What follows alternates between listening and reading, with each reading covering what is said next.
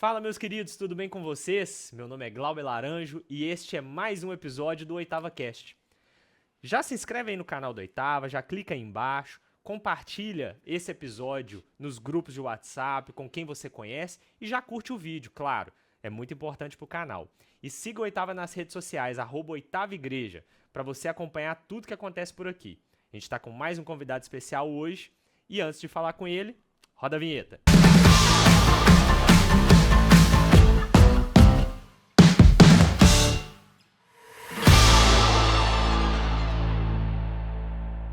Estamos aqui com o convidado de hoje. Ele era conhecido como Leléo, criado na praia, esposo da Thay, pai do Luca e da Maria. Estamos hoje com o pastor Israel. Seja bem-vindo, pastor. Valeu, mano. Obrigado pelo convite. Pastor, vamos contar um pouquinho dessa história que parece pequena, mas já tem tanta coisa por aí. Onde o senhor nasceu? Como que foi a sua família desde a infância? Então, eu nasci em Itabira. Meu pai trabalhava na Vale e aí, por isso, morava na cidade. E morei lá até os 4 anos, mais ou menos. E a gente teve algumas mudanças, né, durante a vida. Uhum. Mas aí, nesse período todo, o BH sempre foi uma referência, porque a maior parte da família está aqui. Então, mesmo morando em outras cidades, nas férias a gente vinha para cá. E passei a minha infância, a maior parte da infância aqui em BH, né? A gente foi de Vila Velha, de Itabira. Eu tinha uns 4 anos, fomos para Vila Velha. Meu pai trabalhou em Vitória 2 anos e depois viemos para cá, ele foi transferido de novo. E aí chegamos aqui em 2000, eu tinha 6 anos, aí já viemos para Oitava direto, porque os meus pais cresceram em BH, conheci o pastor Jeremias, o pastor fez o casamento deles, então foi a primeira referência assim, de igreja quando chegamos em BH de volta. E aí meus pais usaram o critério de escolher uma igreja onde eu e meu irmão nos sentíssemos à vontade, tivéssemos vontade de participar, e aí o Ministério Infantil do Oitava sempre foi uma bênção, né? Uhum. Então a gente veio pra cá e ficamos apaixonados e ficamos na Oitava. Top. E quando você veio para Belo Horizonte nessa infância e tal, tinha uma razão de vir para Belo Horizonte, familiar, ou Foi era só porque era capital? Transferência do meu pai. Transferência. Todas essas mudanças que a gente teve foi transferência do trabalho mesmo, da empresa. E você falou do seu irmão, então você é o mais velho, o mais novo? Eu sou o mais novo, tenho um irmão que é 1 ano mais velho que eu. Certo. E como que é crescer com um irmão? Foi fácil, foi tranquilo? Ah, é muito bom. A gente sempre foi muito amigo, né? E pela idade próxima, sempre muito amigos. Também brigamos muito, mas aquela briga de irmão, assim, né? Quer dizer, eu posso brigar, mas ninguém encosta a mão nele. Disputa, quase com uma disputa mesmo. Disputa e... É bom que a gente aprender a se defender dentro de casa, né? Um do outro. Uhum. Mas, assim, sempre fomos muito amigos, né? Inclusive na vida da igreja. A gente sempre teve envolvido pela idade próxima, nos mesmos ministérios, na mesma escola bíblica. A diferença de idade é... Um ano, mês e meio. Ah, então cresce junto ali mesmo, mesma geração, assim, né? Então, os eventos que tinha da igreja, PowerPoint infantil, acampamento, quando começou a época de adolescentes, né, a UPA. Então, a gente sempre fez tudo muito junto. E aí, sempre fomos muito amigos. E você já comentou, né, de ter vindo para Oitava, uma referência, então nasceu num lar cristão. E como que era isso, assim? Era tranquilo? Era caótico? Teve outras experiências em outras igrejas, fora da presbiteriana? Meus pais cresceram na igreja presbiteriana. Os meus avós, quando eles nasceram, já eram da igreja presbiteriana, né? Então, a igreja presbiteriana sempre foi uma referência. E quando a gente mudava de cidade, primeiramente buscava uma igreja presbiteriana. E em todas as cidades que a gente morou, não foram tantas assim, foram 4. Em todas elas a gente encontrou uma boa igreja. Então, em Itabira foi a igreja presbiteriana de Itabira. Em Vila Velha a gente frequentou a igreja presbiteriana de Itapuã. Aqui em BH, Oitava. Lá no Rio, a igreja presbiteriana do Recreio. Na adolescência, né, eu fui pro Rio, tinha uns 13 anos. Aí ficamos lá até eu fazer 17, e aí eu voltei para fazer o seminário. Meu irmão já tinha voltado para estudar. Por fim, minha mãe também voltou e um tempo depois meu pai foi transferido para cá antes de aposentar. Certo. E nesse período de infância, ainda antes do Rio de Janeiro, como que foi a infância aqui em Belo Horizonte, na Oitava? Era mais envolvido? O que você lembra, assim, de boas recordações que você tem dessa época? Sempre muito envolvidos, assim, né? Eu lembro de uma vez na infância que a gente não veio ao culto às 17 horas, porque lá em casa a gente sempre ia ao culto, de manhã e de noite. Hoje também, né? Mas não tinha opção, assim. Então, escola bíblica, sempre ganhei presença máxima, porque a gente não faltava, não era uma opção lá em casa, né? Até uma coisa legal que eu sempre destaco assim, quando a gente acordava no domingo de manhã, meus pais já estavam prontos para ir para a igreja. Uhum. Então nunca teve esse negócio de, será que a gente vai hoje? Será que nós vamos acordar? Vai estar cansado? Nunca teve isso. Chovendo, fazendo sol, feriado, Copa do Mundo, o que fosse. O horário do culto, meus pais já estavam prontos para ir, aí Era acordavam sagrado, a gente, vamos embora para a igreja. Lá em casa também eu tive essa experiência. Meu pai falava assim, você pode fazer o que você quiser no sábado à noite. 8 horas da manhã eu tô te levantando pra gente ir pra igreja, né? É isso aí. E essa época, muito envolvido com a igreja, ou era envolvido mais por causa da família? Você já tinha ali questões da sua própria conversão? Não ainda? Como é que foi isso? Então, o envolvimento não era só por causa da família, né? De alguma maneira a gente vai aprendendo a respeito de Jesus, a respeito da fé. Então, como fala lá em Deuteronômio, que o pai tem que inculcar no filho, né? Foi sendo inculcado na nossa vida, assim, a vida com Deus, a leitura da palavra, o hábito de ler a palavra. E acho que pelo fato de ter um ministério que investia muito na infância, nas crianças, a gente sempre teve envolvimento. Aqui na Oitava eu fui diácono mirim, a gente fez parte de uma bandinha que tocava no culto infantil. Lá em casa meus pais sempre incentivaram não, sempre obrigaram a gente a estudar música, né? E incentivavam também assim, a ter instrumento, a gostar de aprender. E Quais aí, instrumentos? lá em casa, o primeiro que eu lembro foi uma bateria. A gente era criancinha ainda em Itabira. Eu devia ter 3 para 4 anos. E aí já tinha tido 2 baterias de brinquedo. Meu pai foi e comprou uma bateria grande. Gostava de um barulho, pelo menos. Já tinha violão em casa. Meus pais não tocam nada, mas já tinha um violão em casa. Quando a gente foi para Vitória, para morar em Vila Velha, né? Meu pai foi para Vitória. A gente começou a estudar piano. Aí foi aí que a gente foi obrigado a estudar piano dos 4, 5 até os 12 mais ou menos. E aí começou a musicalização infantil. E aí meus pais compraram um piano lá para casa. E aí, a partir disso, assim, bateria sempre teve, violão sempre teve, piano sempre teve. Depois de um tempo, quando a gente foi pro Rio, e aí começamos a tocar no louvor, meu irmão começou a pegar outros instrumentos, porque faltava gente. Aí compra um baixo, compra mais outro violão, e enfim, aí foi investindo assim e comprando outros instrumentos, né? Mas lá em casa sempre teve muito instrumento. Cavaquinho sempre teve, que já tinha da família, que aí depois meu irmão aprendeu a tocar e comprou outros, enfim. E em que momento que foi pro Rio de Janeiro? O que aconteceu e como que foi essa ida para lá, para você? A gente estava bem estabelecido aqui em BH, né? Na Oitava, inclusive, e foi até meio doído, porque foi a fase da adolescência assim que a gente começa a criar os laços mais fortes, de amizade e tudo mais, e pra gente sair nessa fase foi bem, bem ruim, assim, né? Pra mim e pro meu irmão. Tava lá com 13, ele com 14 anos, e aí meu pai teve essa transferência, que foi uma coisa de Deus, assim, que até é muito interessante, um testemunho legal, porque lá em Itabira, quando meu pai trabalhava lá, a gente estava muito bem estabelecido lá. Morava numa casa boa, meu pai tinha um emprego estável, minha mãe dava aula de inglês nessa época e a gente meio que morava num condomínio da Vale.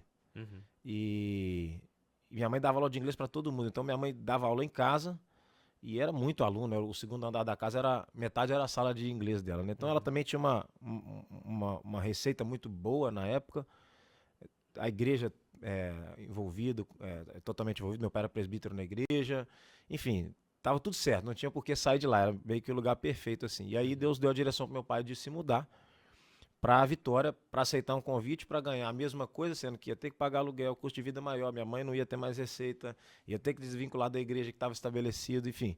Humanamente falando, não tinha razão de fazer isso, né? Mas Deus orientou muito claramente que era para ir. E meu pai foi trabalhar com uma coisa que não tinha nada a ver com a área dele. E aí, anos depois, num período assim que estava meio turbulento, o setor em que meu pai trabalhava na empresa, e estava tendo muita demissão da galera da geração do meu pai, e ele já estava assim, esperando o dia que seria demitido também. Abriu uma oportunidade no Rio, de promoção, e o que capacitou ele para a vaga foi a experiência que ele teve no Espírito Santo, em Vila Velha, que, entre aspas, não fazia sentido naquele momento. Entendi. E então, aí, só por para causa fazer um disso- gancho aqui, a primeira ida, que foi a de Vila Velha, deu a ele uma experiência que aí abriu a oportunidade do Isso, Rio de Janeiro depois, exatamente. anos depois. A gente morou 2 anos em Vila Velha, ele foi transferido para cá, mudou de setor, e aí não foi opcional, foi Aham. a partir de agora você está em Impositivo. Belo Horizonte. Aham. E aí a gente veio, teve adaptação aqui, mas aí nessa fase em BH, isso 2007, sei lá, 2006, por volta disso, aí foi diferente, porque apareceu uma oportunidade e ele foi convidado para assumir essa função, porque a experiência que ele tinha tido lá atrás em Vitória o capacitava para essa função. Legal. E aí ele entendeu também que era uma maneira assim, de Deus preservar o emprego e tudo mais. E a gente foi para o Rio, e lá no Rio eu tive a alegria, não lá no Rio, foi aqui em BH, mas a minha experiência de conversão foi no período em que eu morava no Rio. Lá a gente envolveu muito com a igreja, no louvor e tudo mais, então firmei na fé. Lá eu conheci minha esposa, lá eu entendi o chamado pastoral. Então, assim, Deus tinha um plano para nós lá no Rio, né? No Rio de Janeiro. E o que aconteceu primeiro? Conhecer a Thay ou o chamado pastoral? Eu entendi o chamado pastoral depois de já estar namorando com a Thay. Então conta primeiro a história de como você conheceu ela. Eu vou voltar um pouquinho então, porque eu acho que primeiro de tudo aí foi a conversão. Era 2009, eu estava com 15 anos. E aí foi uma fase assim que eu lembro que eu vim para o acampamento da Oitava, nas férias. A gente sempre vinha para cá nas férias, né? Então a gente nunca desvinculou da galera nossa aqui da Oitava. E aí era acampamento de julho, GR 2009. E eu vim para o acampamento meio decidido assim, eu vou arrumar as namoradas e pronto. Eu vou chutar o Moro balde, no né? Rio de Janeiro, não dá nada pra mim. Era o meu... Eu lembro que eu falava assim, Deus, eu preciso de uma namorada. Eu paro de falar palavrão, eu paro de arrumar confusão no futebol, mas eu preciso de uma namorada. Se o senhor não me arrumar, eu vou arrumar. E aí eu falei assim, eu meio que decidi que eu ia chutar o balde, sabe? E falei, vou arrumar uma namorada mesmo e pronto. Não vou ficar com o pé lá e um cá, não. Eu vou pra lá mesmo, pro mundo. Entre a decisão, e eu fui pro acampamento querendo arrumar namorada, e eu saí do acampamento decidido a ir pro mundão. Que pra mim, naquela época, né, o que eu ia fazer, de fato, seria pra mim o mundão, e eu entendo assim que seria a porta pra isso, né?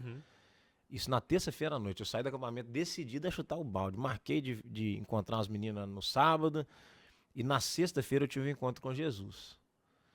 Resumindo a história, eu passei uma situação que eu me senti muito traído por um amigo.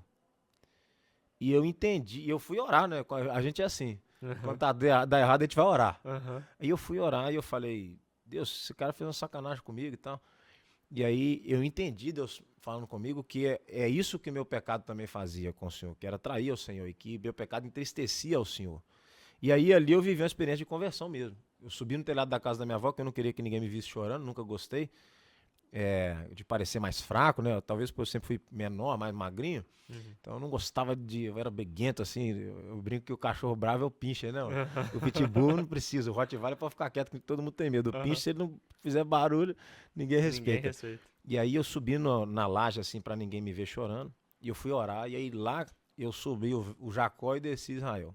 Tive uma experiência com Jesus verdadeira, assim. E eu lembro que quando eu brinco que eu fiz uma conta, assim, falei, cara, se eu acredito que Jesus morreu por mim, eu não posso mais viver desse jeito. E eu acredito que Jesus morreu por mim. Então eu não posso mais viver desse jeito. E aí eu lembro que eu fiz 3 votos que foram, na situação assim pra mim, meio que a decisão de ser crucificado com Cristo. Eu não sabia usar essas palavras, mas foi isso que aconteceu. Eu estava deixando a minha vida para receber das mãos do Senhor a vida que Ele tinha para me dar. Então, 3 votos. Foi primeiro, nunca mais eu vou colar. E, de fato, eu não colei mais. E até lembro no dia que eu colei o grau do mestrado lá em São Paulo, meu pai falou assim, meu filho, Deus faz milagre mesmo, né? Você estudar é um milagre. Eu nunca fui um bom aluno na escola, né? Segundo, nunca mais eu vou ficar, porque, embora eu não tivesse ficado, né, com muita menina, eu estava na fase que proporcionava isso, né? E estava começando a ter as oportunidades disso, né? Então eu falei, eu preciso ser radical. E eu até fiz um voto a mais que depois eu arrependi, que foi, eu nunca mais vou chegar em menina nenhuma. Quando Deus tiver a mulher que for a minha mesmo, Ele vai fazer o negócio acontecer. Depois eu arrependi, quando eu conheci a Thay, que outros caras estavam dando em cima dela e eu não podia falar nada, né? Fiquei só orando, repreendendo o devorador mas honrei o voto que eu fiz, né? E o terceiro foi, vou casar virgem. Que eu já tinha decidido que a próxima oportunidade eu queria perder a virgindade. Então foram 3 votos que eu fiz assim, que representaram para mim uma mudança de vida, abandonar o velho homem e viver para Deus, né? A decisão que tinha ido para um lado voltou isso aí, 100%. É a conversão, é 180, né? E aí, pronto, aí foi minha conversão. Uhum. E de fato eu desci daquela laje, eu não sei explicar como, né? Mas eu passei a ter uma fome de Deus, uma sede de Deus, uma alegria em estar na igreja e que eu não tinha antes. Eu sempre li a Bíblia, mas eu passei a ler a Bíblia com mais dedicação, com mais constância. Já tinha lido a Bíblia mais de uma vez, cresci na igreja, né?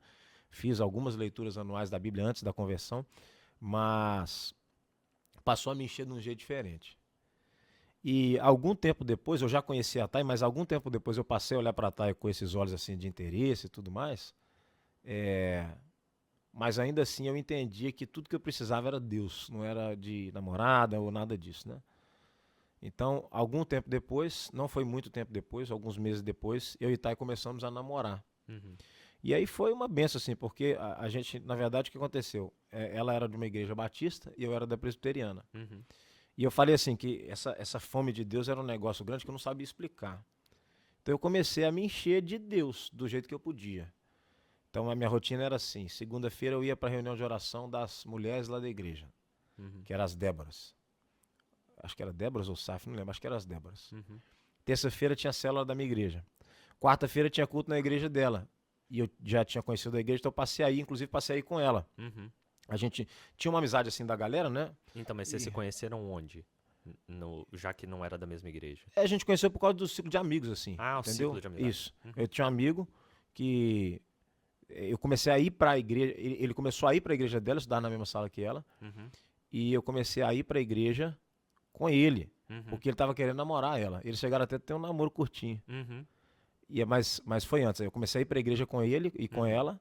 Eles tiveram um namoro curtinho, não deu certo, mas também não, assim, não continuaram amigos, continuou a mesma galera assim, Uhum. que tava ou na nossa igreja sábado, que era o da presbiteriana, ou na Batista Sexta. Então era a mesma turma, assim. Esse cara era um amigo meu já de mais tempo. Uhum. E aí a galera andava junto.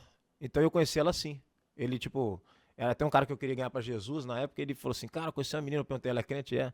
Enfim, e aí eu acompanhei isso, mas continuou. E aí depois de um tempo, aí começou a gerar esse interesse entre nós dois. Uhum. Esse cara até é amigo, padrinho nosso de casamento. Uhum. Ele até foi que meio que depois começou a brincar da gente assim, né? Uhum. Mas aí, então eu ia segunda-feira nas Déboras, terça-feira na célula da minha igreja, quarta-feira na igreja dela, quinta-feira no culto da minha igreja eu tocava no louvor, sexta-feira no culto de jovens da igreja dela, sábado na minha igreja, domingo na minha igreja de manhã, Já escola tava com bíblica a e agenda culto, pastoral depois nessa época. assim, isso antes de namorar com ela, né? Uhum. Começou a me encher de um jeito diferente. Eu não sabia explicar. E aí, é por isso que eu falei assim, que é meio misturado, porque eu entendi o chamado pastoral já namorando com ela. Mas esse negócio começou a mexer comigo antes. Uhum. E eu não entendia muito bem, né? Eu lembro que às vezes eu estava em casa assim, fazendo uma coisa aleatória, eu começava a pensar em pregar e montar sermão na minha cabeça, depois eu ficava, que viagem, isso tem nada a ver comigo, Isso né? com 16 anos. Isso com 16 anos. É. 16 anos, mais ou menos. E aí, meu sonho era ser militar, que era o que eu sempre gostei, assim, de ver filme de guerra e tal, era a minha paixão, né? Na época tinha lançado Tropa de Elite, então eu era doido com polícia e sempre gostei dessas coisas. Mas era um sonho, assim, romântico de criança e aí, nesse meio tempo, a gente começou a namorar e foi um namoro, assim, dentro de casa, com os pais aprovando, né? A gente se tornou amigo antes, então foi do jeito que tem que ser, né? Uhum. Então, antes mesmo de pedir para namorar com ela, e aí eu não podia falar nada, né? Até foi engraçado, porque meus pais já sabiam, eles já tinham aprovado num certo sentido, mas eles sabiam que eu não podia pedir, que eu tinha feito um voto. Então, eu estava orando lá em casa, ela também já tinha conversado com os pais, que também já tinham sinalizado aprovar. E aí, conversa vai, conversa vem, e um dia a gente começou a manifestar mais questão de sentimento e ficou muito claro para os dois que os dois queriam, né? E aí foi quando eu pedi em namoro. Mas já com a aprovação dos pais e tudo. Então, foi assim, foi do jeito que tem que ser. E a gente teve um namoro abençoado.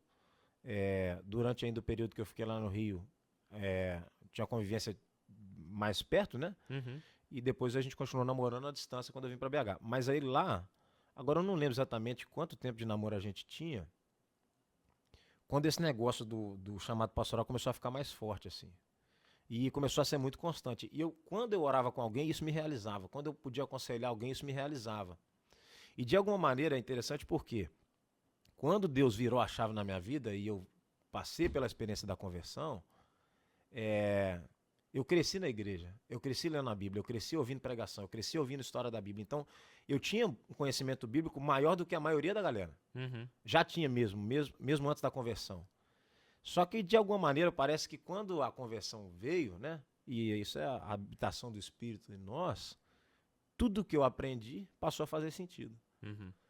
E as coisas que eu tinha aprendido desde a infância, que até então eram...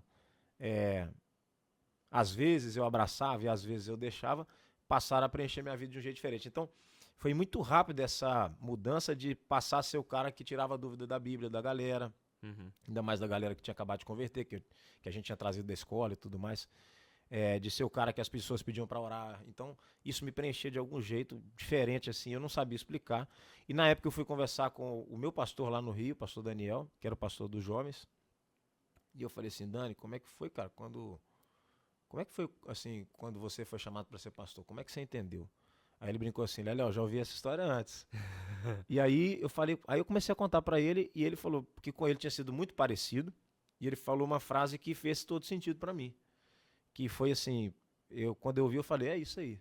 Ele falou assim, eu percebi que Deus estava me chamando para ser pastor, quando eu já não me via fazendo outra coisa, senão dedicando minha vida inteira para o ministério. Eu vi que minha vida não ia fazer sentido, a não ser que eu dedicasse ela inteira, eu percebi que era isso que Deus queria de mim. Aí eu ouvi ele falando isso e falei, cara, é isso. Minha vida não vai fazer sentido, a não ser que eu dedique ela inteira para o ministério, porque é isso que Deus quer de mim. Aí ele falou assim, agora, ele me explicou que o chamado a gente recebe o chamado, mas quem atesta o chamado é a liderança. Então ele falou, olha, eu te aconselho agora a conversar com outros líderes, conversar com outro pastor da igreja, que na época era o pastor titular, o pastor Aloísio, conversa com presbíteros, conversa com os seus pais, que são pais crentes, eles vão te orientar e tudo mais. E quando eu fui dando esses passos de conversar, todo mundo que eu conversava falava assim, a gente vê isso na sua vida sim, Deus tem feito algo na sua vida e tal.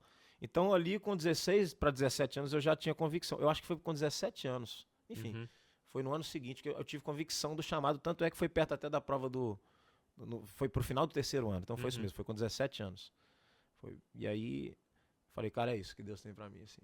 Eu quero ser pastor. Top. E aí, com essa decisão, em que momento que entrou a volta para Belo Horizonte? Porque com a decisão é que você veio para o seminário ou o seu pai foi transferido? O que aconteceu para você voltar para Belo Horizonte?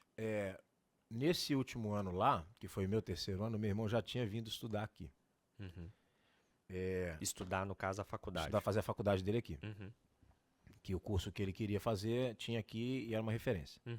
E aí a minha mãe, cara, estava numa depressão tensa lá no Rio, e ela não adaptou muito bem ao Rio. Assim, minha mãe teve lá o tempo que precisou, mas ela tinha um desejo muito grande de voltar para BH.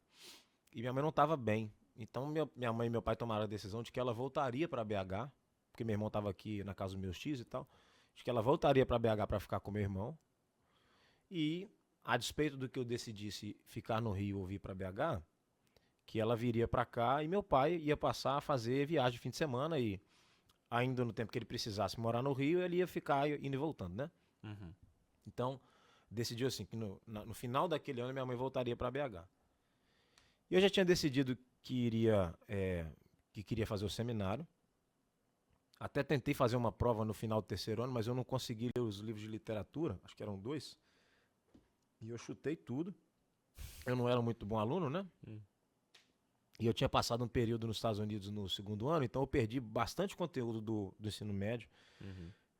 Tive que mudar de colégio e o sistema de um era diferente do outro, enfim.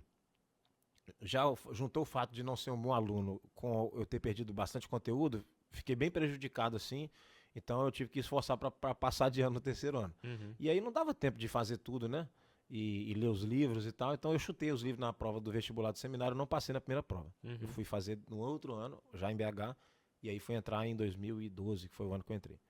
Mas aí eu tinha que decidir. E eu fui conversar, né, com os pastores e tal.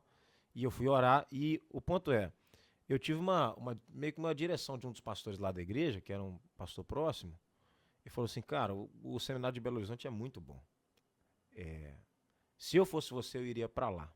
Essa conversa com ele foi muito importante, assim, porque eu estava na dúvida. De alguma maneira, o que era mais difícil para mim de deixar o Rio era porque a Thay estava lá. Claro que tinha igreja e tudo mais, mas a Thay estava lá. Então eu não queria namorar à distância, né? Uhum. E eu já tinha, quer dizer, eu fiz as pazes de querer ficar no Rio, depois comecei a namorar. Até lá eu queria voltar para BH. Uhum. E aí depois que eu fiz as pazes com o Rio, agora eu ia ter que Aí voltar você para já BH, tinha que né? sair. Enfim, um pouquinho depois. E aí, mas eu orei e eu senti, assim, direção clara de Deus de que era para eu voltar para BH, para fazer o seminário aqui. Então, acabei o terceiro ano e em 2011, final de 2010 para 11, a gente veio. Então, só meu pai ficou no Rio. Eu poderia ter feito o seminário lá no Rio, né? Mas eu preferi fazer aqui. E eu voltei para cá. Nesse período, nesse ano, 2011, eu voltei para a oitava, assim, não como membro, mas me envolver e servir, né? Frequentar os cultos e participar de tudo. E nesse ano, eu cheguei a começar uma outra faculdade, não quis continuar. Pensei em fazer 2 cursos e depois eu não vi que não era isso que eu queria. Cheguei a trabalhar com algumas coisas e para passar o ano assim, né? Aí me preparei para a prova do seminário e fiz o vestibular e passei. Aí em 2012 eu entrei no seminário mesmo. Certo. Aí uma coisa legal é que eu entrei no seminário sendo membro do Rio. E durante o ano todo do primeiro ano eu servi na oitava, envolvi muito aqui, mas eu era membro no Rio. E aí pro final do ano, ou pro meio do ano, não me lembro bem, eu fui conversar com o pastor Gemis e falei, pastor, o que o senhor me orienta a fazer? Aí ele falou assim, uai, Varão, se você tem a oportunidade de estudar na mesma cidade da sua igreja, essa é a melhor opção. Então, meu conselho é, ou você volta para o Rio e faz o seminário lá e fica na igreja lá, ou você transfere para a oitava e faz o seminário aqui. E de alguma maneira eu já tinha entendido a direção de Deus para permanecer em BH, então foi quando eu pedi a transferência. E aí fui enviado para o presbitério e aí eu passei a fazer o segundo ano do seminário já como seminarista Aqui pela da oitava oitava. igreja. E como que foi esse período de namoro à distância? Cara, foi ruim e bom, né? Assim, foi difícil o aspecto de conviver pouco. A gente era adolescente e adolescente faz tudo junto, né? Então, igreja, a galera, todo mundo junto. E a gente se via todo dia, porque eu e Thay começamos a vender brownie na escola, então tinha que ir lá fazer brownie, embalar e tal, não sei o quê. Então a gente se via muito, era muito, muito perto assim, né? Ela muito presente na minha casa, eu muito presente na casa dela. Então nesse aspecto foi muito difícil assim para nós. E eu acho que de alguma maneira para ela mais difícil, porque como eu saí, eu tive a novidade da voltar para Belo Horizonte, ter que envolver de novo com a igreja, ter que começar o seminário. Então, eu tinha outras coisas que me ocupavam, né? Para ela foi só a perda, vamos dizer assim, de eu ter saído de lá. Mas, ao mesmo tempo, assim, a gente teve um ambiente de paz, assim, não enfraqueceu o relacionamento. Pelo contrário, a gente estava certo, já sabia que queria casar, ainda era distante porque éramos muito novos, mas, graças a Deus também, o relacionamento com as famílias era um bom relacionamento, inclusive dos nossos pais uns com os outros, né? Então tinha confiança de quando eu ia para o Rio ficava lá com ela, não, ficava na casa dela, né? Eu ficava com meu cunhado no quarto. Ela quando vinha para cá ela tinha um quarto aqui em BH.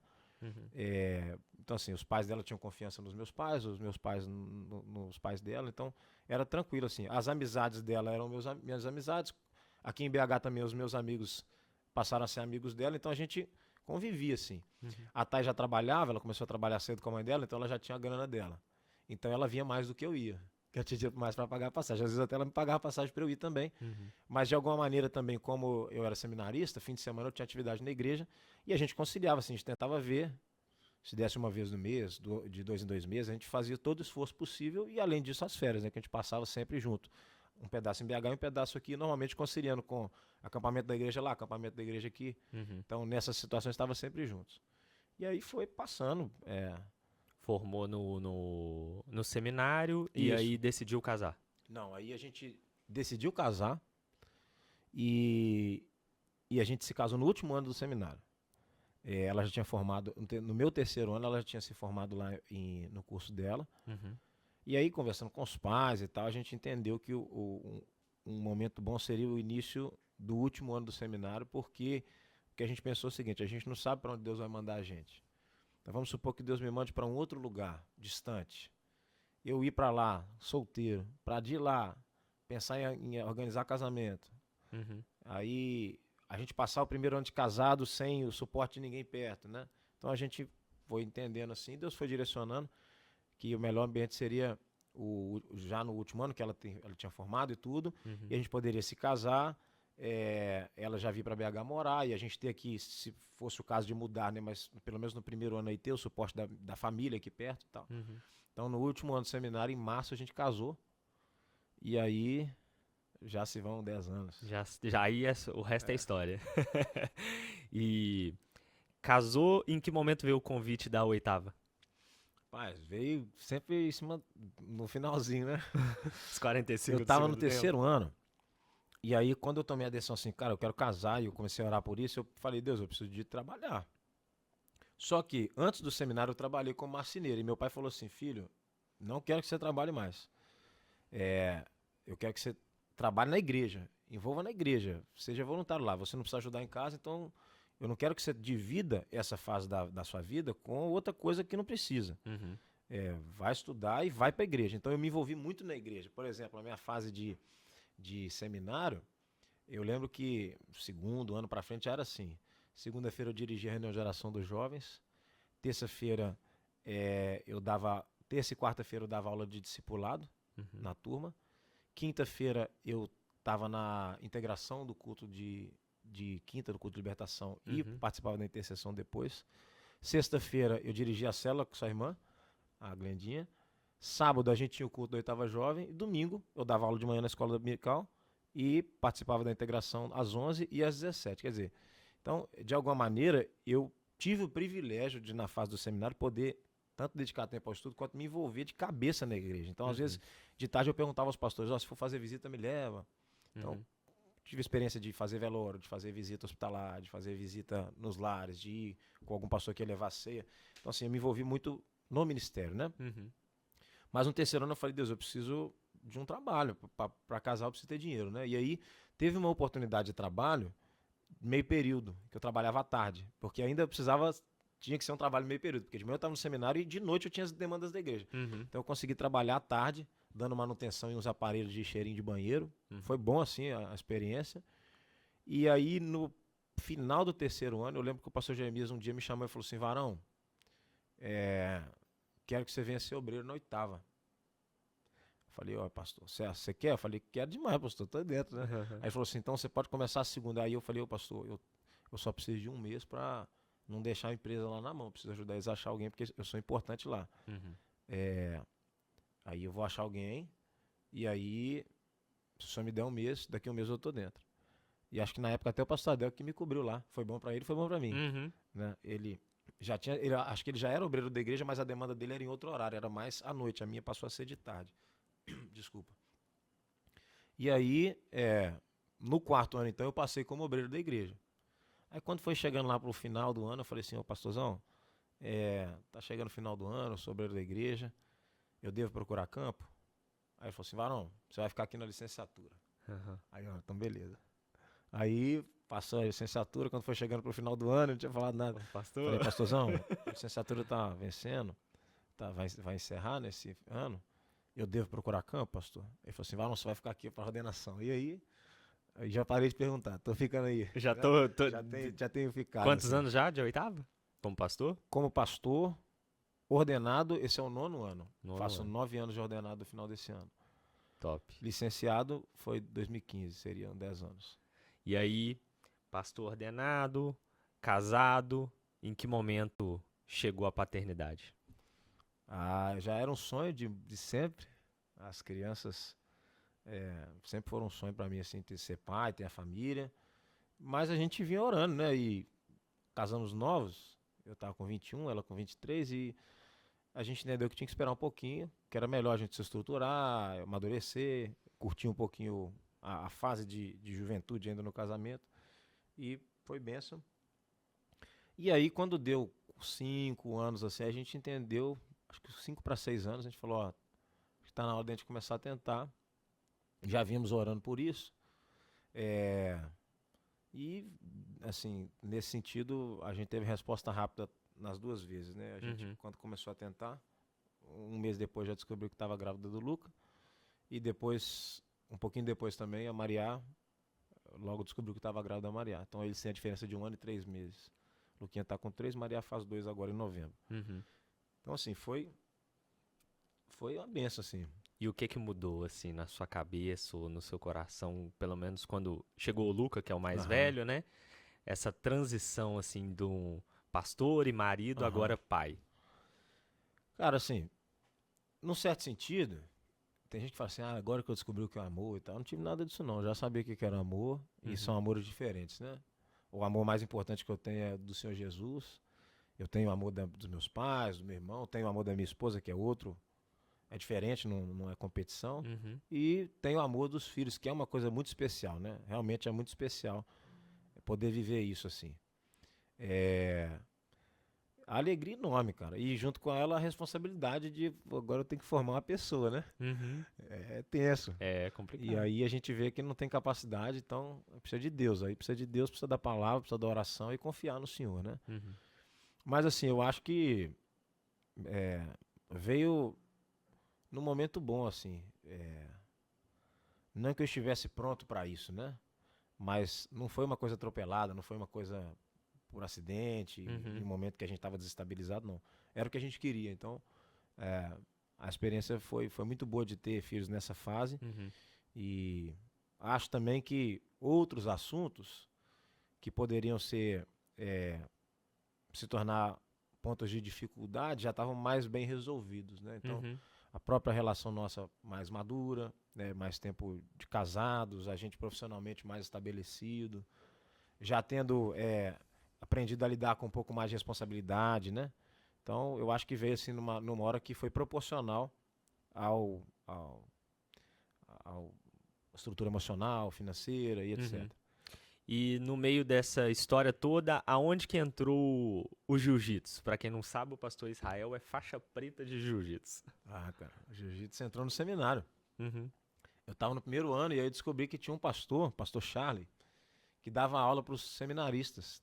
Dava aula na igreja dele, né, a Igreja Presbiteriana da Cidade Nova, mas que os seminaristas podiam ir treinar. E eu sempre gostei de luta. uhum, Quando era criança também eu treinei judô, mas foi na infância só, nunca mais treinei nada, mas eu gostava de arte marcial, o filme do Jack Chan e tudo mais, do Chuck Norris, né? aham, E aí eu fui lá, consegui um kimono lá, todo rasgado, fedorento, mas consegui, fiquei felizão e comecei a treinar. Então eu treinei esse primeiro ano com o pastor Charlie, que dava aula na igreja dele. E aí, na virada do ano, o professor do pastor Charlie passou a ser o capelão do seminário. Ele foi o capelão do seminário até o final do seminário. uhum, Então, dali pra frente, eu comecei a treinar com o pastor Charlie, depois eu fui treinar com o Rodrigo. E eu continuei treinando com o Rodrigo até o final do seminário, porque o próprio Charlie depois parou o projeto que ele tinha na igreja e passou a treinar no seminário também. Ele chegou a reabrir um tempo, eu até treinei lá também, eu treinava nos dois lugares, mas eu treinei no seminário presbiteriano. Tinha lá o tatame, tinha algumas pessoas que treinavam e eu criei gosto assim e comecei a treinar. E aí eu saí do seminário, não parei mais, continuei. E hoje eu tenho treinado aqui na igreja, e às vezes eu vou na academia que me graduou, né, uhum. para visitar e para apanhar um pouquinho. Mas hoje eu tenho treinado aqui na igreja. E eu gostei, cara. Foi um esporte assim que me ganhou. Uhum. É, vou colocar os meninos pra treinar também. O Luquinha não vai ter opção, não. Mariato, pequeno não vai ter, não. Mais velha, talvez. Talvez. Mas o Luquinha vai treinar. Maluquinha, quem acompanha nas redes sociais já vê que ele mexe com a faixa, falou Ah, até que a é? última faixa que você ganhou personalizada É. era dele, né? Eu falei, nossa, isso aqui é do papai, mas isso aqui você vai ter que treinar muito Tem pra que pegar correr muito ela. pra pegar isso A sua é aí. de outra cor, mas vai chegar lá. Top. E quando você olha assim pra trás, pastor, nessa história aí tão recheada de assuntos e de mudanças e tal, o que que você enxerga assim de Jesus nessa história toda? Cara, a misericórdia de Deus, né? A palavra diz que não tem fim, mano. Não tem fim. É, é muito doido como é que a fé é pessoal, mas também é uma promessa de geração em geração. Quer dizer, meus pais tiveram a experiência deles com Deus, mas essa aliança derramou sobre minha vida também. O que não excluiu de mim a necessidade e a oportunidade de ter eu mesmo a minha experiência com Jesus. E eu creio que vai derramar sobre os meus filhos também. Amém. Mas o que não exclui deles a oportunidade e a necessidade de eles mesmos terem um encontro com Jesus, né? Então, assim, vejo em tudo, cara. Desde a direção das questões do trabalho do meu pai, mudanças que pareciam uma má opção, né? Como a saída de Itabira, pô, vai ganhar menos, né? Passou a ganhar, ter menos dinheiro, perdeu a estrutura que tinha toda da igreja, dos amigos e tudo. Uhum. Quer dizer, vai para um lugar que não conhece ninguém e vai ganhar menos, no certo sentido, morar pior, é, mas é o que Deus tinha. E aí, o que Deus tinha era bênção, né, cara? E a gente saiu de lá e essa foi uma marca, assim. Itabira, nossa família lá era a igreja. Em Vila Velha, nossa família lá era a igreja. E no Rio, nossa família lá é a igreja. Aqui em BH, nossa família aqui é a igreja. Então é o povo de Deus mesmo. Eu lembro até que os amigos do meu pai não entendiam muito isso, não.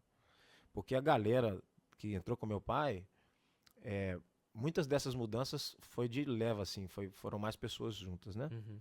Hoje está mais espalhado, cada um seguiu numa área, mas de alguma maneira teve um grupo que saiu de Itabira, foi para Vila Velha, veio para BH, para o Rio. Uhum. E eles não conseguiam entender, tipo assim, pô, vocês chegam na cidade, daí a pouquinho os meninos já estão envolvidos, já tem amigos, já tem onde os meninos ficar a noite lá para vocês poderem sair, fazer uma coisa.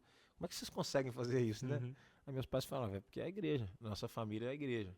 Mais do que a nossa família de sangue, é a nossa família da fé, né? Então, a mão de Jesus em tudo, cara. Em tudo. Na minha conversão, nas pessoas que ele colocou para me influenciar, nas oportunidades.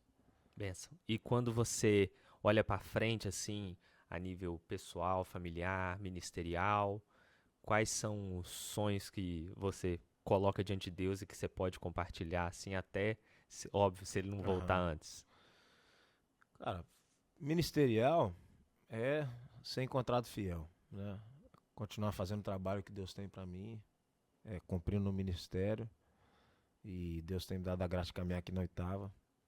E quero, assim, poder realmente ser usado por Deus e ver as coisas que eu tenho buscado fazer darem frutos para o Senhor, né?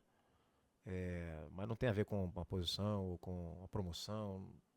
Eu já sou Uhum. pastor, né? Uhum. Cumprir o ministério que Deus tem para mim. E familiar, cara, sem dúvida hoje é ver os meninos crentes. Ter a alegria de ver os meninos professando a fé, andando com Deus, né? Uhum. Como casal, assim, hoje o maior objetivo meu e da Thay é esse, né? É de ser usado pelo Senhor no ministério, mas sobretudo na vida das crianças e ver elas honrando o Senhor. Benção. Pastor, e para a gente finalizar, dá uma palavra para quem está te ouvindo agora, uma palavra que está na sua mente, no seu coração, que Deus tem falado com você. Amém. Bom, irmão, eu estou pensando aqui na palavra do Salmo 125, que diz que os que confiam no Senhor são como o Monte Sião, que não se abala, firme para sempre. Não tem a ver com nós sermos inabaláveis, mas tem a ver com uma fé que é sólida o suficiente para tornar a gente forte para lidar com qualquer situação, né? E essa fé não tem a ver com a sua idade, não tem a ver com o seu passado. Essa fé tem a ver com olhar para Jesus e crer nele de todo o coração. Então, seja na adolescência, seja na infância, seja na fase adulta, seja na velhice, seja em um casamento feliz ou em um casamento conturbado, seja em um período de realização da sua história ou em um período de dor, basta crer no Senhor Jesus. E aí você vai ter o alicerce firme para permanecer, né? Então que Deus nos dê essa firmeza em Cristo, para que a gente permaneça nele, inabaláveis, para sempre. Amém. Amém? Pastor, obrigado pela sua presença. É uma honra tê-lo aqui na oitava e ombrear com você no conselho. Amém, mano. E que Deus continue abençoando você e toda a sua família. Amém. E você que acompanhou esse episódio, espero que você tenha sido abençoado com essa história, que você possa ter visto e enxergado Jesus nessa história e que ele tenha falado com você. Já te falei, se inscreve aí no canal, acompanhe os outros episódios, curte esse vídeo, compartilha. Se você não compartilhou antes, compartilha agora que você viu que é uma história legal, que tantas coisas que você ouviu, que você pode extrair de aprendizado para a sua vida e que você enxergue Jesus na história de cada um que você vê e ouve aqui na Oitava Cast. Siga a Oitava nas redes sociais, @Oitava Igreja, e acompanhe tudo que acontece por aqui. Que Jesus te abençoe e até a próxima. Tchau!